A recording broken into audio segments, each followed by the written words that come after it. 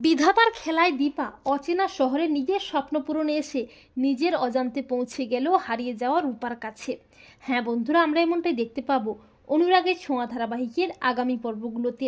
দীপা নতুন করে বাঁচতে নতুন লড়াইয়ে অচেনা মুম্বাই শহরে পা দেয় ঠিকই, তবে দীপাকে নানা রকম বাধা বিপত্তির মুখে পড়তে হয়।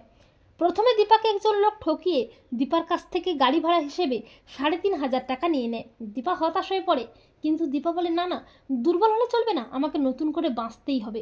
এই বলে দীপা পায়ে হেঁটেই এগোতে থাকে অজানা ঠিকানার উদ্দেশ্যে। চলতে চলতে দীপা ক্লান্ত হয়ে পড়ে। দীপা একটা জায়গায় বসে একটুখানি বিশ্রাম করতে থাকে।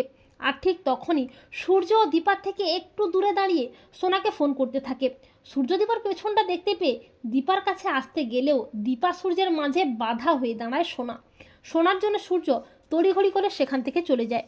এরপর দীপা আবারও কয়েকজন খারাপ লোকের খপ্পরে পড়ে। দীপার কাছ থেকে তারা দীপার ব্যাগটা ছিনিয়ে নিয়ে চলে যায়। দীপা অসহায় হয়ে পড়ে। দীপার কাছে টাকা পয়সা কিছুই থাকে না। আর ওই শহরেই ফান্টুসও থাকে রূপা, লাড্ডু ও বিন্দিকে নিয়ে। দীপা যখন সর্বহারা নিঃস্ব হয়ে অসহায়ের মতো রাস্তায় রাস্তায় ঘুরে বেড়াচ্ছে, কোথায় যাবে কি করবে কিছুই বুঝতে পারছে না, ঠিক তখনই ফান্টুসও ওই রাস্তা দিয়েই দিনের শেষে কাজ সেরে নিজের আস্তানায় ফিরছিল। হঠাৎই ফান্টুস দীপাকে দেখে চমকে যায়। ফান্টুসের মনে পড়ে সে একবার দীপার কাছে জল চাইতে গিয়েছিল রূপার জন্যে। ফান্টুস দীপার দিকে এগিয়ে এসে বলে, আপনি অচেনা অজানা শহরে এই সন্ধেবেলায় কোথায় যাবেন দিদিমণি? দীপা ফান্টুসের দিকে তাকিয়ে বলে, আপনাকে না আমার খুব চেনা চেনা লাগছে, কোথায় যেন আপনাকে দেখেছি।